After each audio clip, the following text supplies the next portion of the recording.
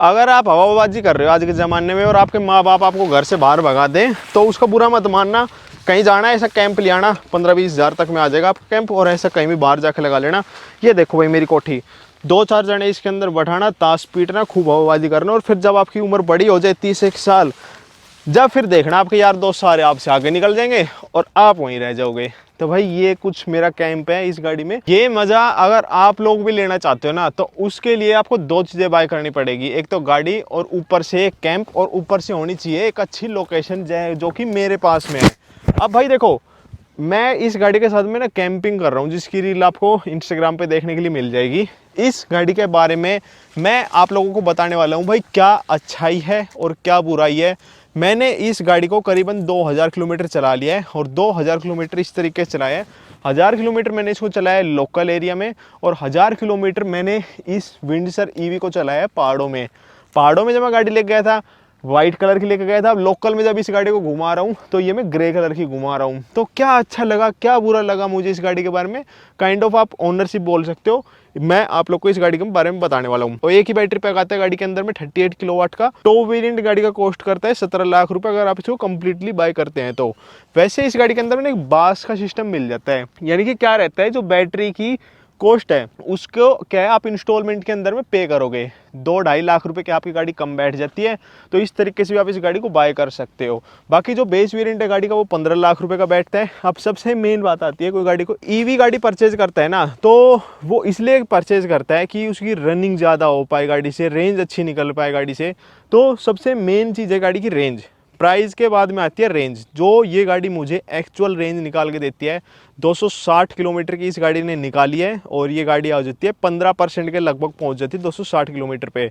अगर मैं इसको और 15-20 किलोमीटर चलाऊं तो 280-290 किलोमीटर तक ये चल जाएगी बिल्कुल 0% होने तक में।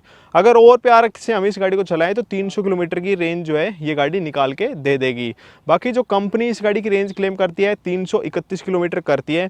एमजी के बारे में ना ये सबसे अच्छी बात लगती है मुझे कि जो ये रेंज बोलते हैं ना उनके एक्चुअल रेंज में और जो ये बोलते हैं उसके में इतना कोई ज़्यादा मेजर डिफरेंस निकल के नहीं आता है। वो एक नॉर्मल से डिफरेंस रहते हैं, नहीं 20-30-50 किलोमीटर इतने का डिफरेंस रहते हैं। रेंज के मामले में भाई ये गाड़ी बहुत ज़्यादा अच्छी है।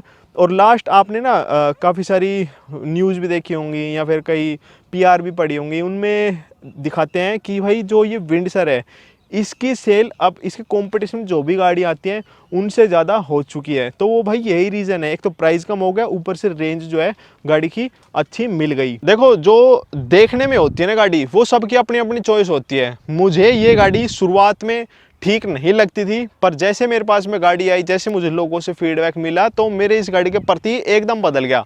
मुझे ये गाड़ी काफ़ी ज़्यादा अच्छी लगने लगी, और रोड पे भी चलती है ना तो भाई हाँ लगता है आप एक कोई गाड़ी लेके चल रहे हो। अब देखो जो गाड़ी का हेडलाइट का थ्रो है वो भाई मुझे काफ़ी अच्छा लगा है, उसके अंदर में कोई भी दिक्कतें नहीं आई है। कैमरा डिसेंट है, इतना टॉप नॉच क्वालिटी का नहीं मिलता है। जो कंपैरिजन में गाड़ियाँ आती है ना आप समझ जाओ मैं किसकी बात कर रहा हूँ। कंपैरिजन से ऊपर कंपैरिजन से नीचे दोनों ही गाड़ियों के अंदर में इससे ज़्यादा अच्छा कैमरा क्वालिटी के अंदर में आप लोग को मिल जाता है। और ये चीज़ देखो जो इसका चार्जिंग का लीड यहाँ पे दिया गया है ना, ये लेफ्ट फेंडर पे, ये वाली चीज़ ना मेरे को बहुत अच्छी लगी।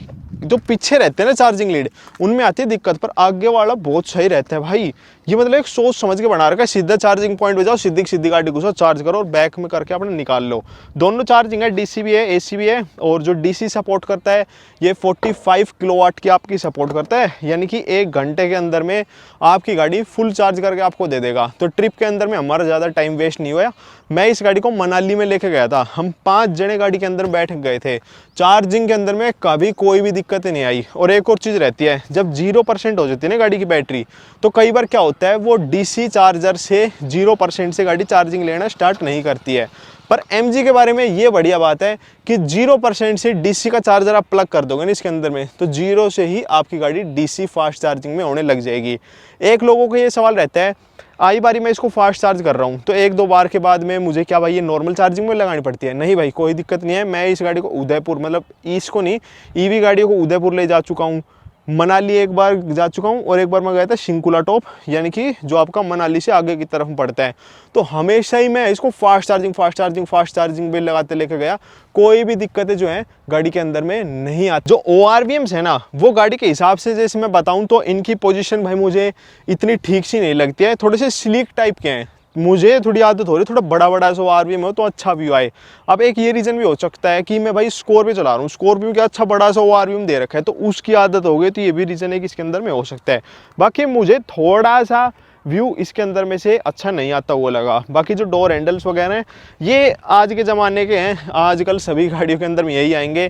टायर साइज़ बिल्कुल बढ़िया है, सस्पेंशन का जो सेटअप है भाई गड्ढे वड्ढे में कुछ भी नहीं पता चलता है। एक हाईवे है नारनौल से लेके अम्बाड़ा तक में 152D करके एक्सप्रेस पे है वो, उसके ऊपर में मैं एक गाड़ी लेके गया था भाई अपनी, देखो वो तो स्कॉर्पियन लेके गया था, उसमें जैसे मैं गाड़ी को लेके गया ना तो भाई उसमें क्या हो रहा था, बड़ी वो गाड़ी कूदती चलती गई, मतलब बड़ा दुखी सा कर दिया। पर मैं इस गाड़ी को लेके गया ना, मैंने आते वक्त में फील किया भाई, जाते वक्त मेरे को दिमाग में नहीं आई ये बात थी कि भाई मैं परेशान सा हुआ था इस हाईवे के ऊपर, क्योंकि वो हाईवे है इस तरीके वाला, झूलती झूलती जाती है गाड़ी।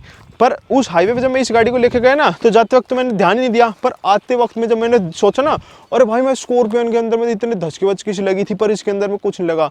तो सस्पेंशन सेटअप भाई इस गाड़ी का एक नंबर का जो है मुझे लगा है। बाकी जो गाड़ी की ब्रेकिंग है उसके अंदर में कोई दिक्कत नहीं है, स्टेबिलिटी जो है उसके अंदर में भी कोई भी दिक्कत नहीं है। सीट का भी आप डिजाइन देखोगे ना भाई, ये इतना ज्यादा तगड़ा दे रखा है कि इन सीट का ना भाई जो कंफर्ट है बहुत ज्यादा बढ़िया से रहता है। जैसे आपने और सीटें देखी होंगी यूं बकेट फिटिंग से अलग सी दिखती है, उनमें क्या है आदमी चिपक से बैठ जाता है, पर इनके अंदर में भी है चिपक के बैठ जाएगा पर उतनी तगड़ी फिटिंग नहीं आती है। पर दिक्कत इनके अंदर में 1% भी नहीं है, बहुत ही ज्यादा कंफर्टेबल सीट जिनको बोलते हैं ना वो है ये वाली चीज।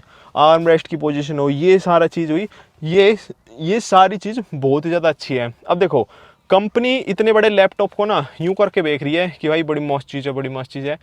पर्सनली पॉइंट ऑफ व्यू से बता रहा हूँ, मुझे ये अच्छी नहीं लगती है। मैं अगर इस गाड़ी का विंड शेयर को लेना चाहूँगा ना, मैं इसका बेस वेरिएंट परचेज करूँगा। रीज़न इस टच स्क्रीन की वजह से, ये बहुत ज़्यादा बड़ी दे दी भाई मेरे को। तो देखो यहाँ तो मेरी सोच ही है कि मैं सिंपल आदमी हूँ, मुझे सिंपल ही चीज़ पसंद आती है, छोटी चीज़ें ठीक लग रही है। पर ये भाई बहुत बड़ा सा साइज़ दे दिया, रात में भी थोड़ा सा दिक्कत जो है इसकी स्क्रीन करती है।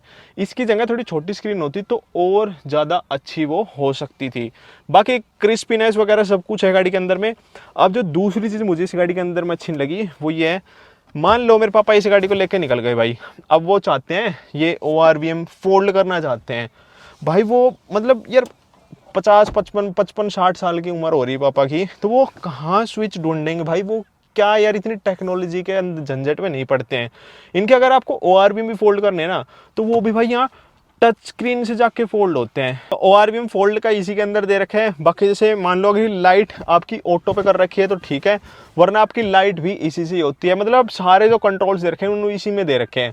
सनरूफ भी खोलनी है तो भी आपकी इसी से होगी, बाकी आप वॉइस कमांड से भी खोल सकते हो। हेलो MG,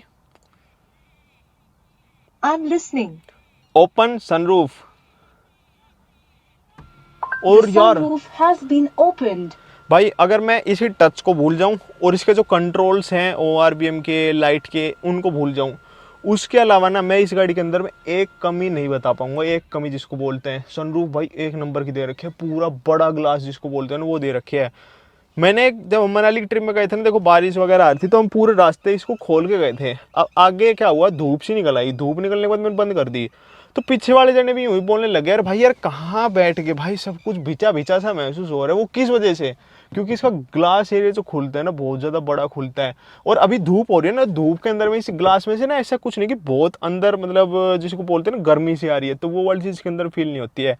मारुति गाड़ी आती है उसके अंदर में आता है सारा कपड़ा सा, कपड़ा भी बीच में से लटका रहता है। इतनी घटिया क्वालिटी दे रही है ना भाई मारुति वगैरह, तो बीच में से लटका रहता है, पर इसके अंदर भाई वो कपड़े वाली चीज़ नहीं दे रखी है। वो वाली चीज़ बहुत बढ़िया है। और गियर शिफ्टिंग वगैरह यहाँ पे दे रखे हैं। वाइपर के कंट्रोल हाँ आपको यहीं पे मिल जाते हैं। बाकी जो AC का रिस्पॉन्स है वो एक नंबर का है, वो भी आपके स्क्रीन के अंदर में शो करेगा।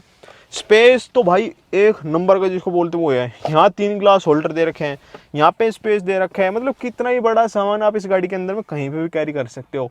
और चार्जिंग के भर भर के ऑप्शन है, USB C type wireless charging, 12 volt का शॉक किट। छोटी छोटी चीजें देखो, एक चीज दिखाता हूँ, मैंने ये कल परसों नोटिस की। जैसे मान लो हम आर्म रेस्ट को बंद करते हैं तो और गाड़ियों में क्या होता है, देखो ये यूं कपड़ा से नहीं देते। अब इन छोटी छोटी चीजों से ना ये फर्क पड़ता है। मैं इसको बंद करूंगा ना, देखो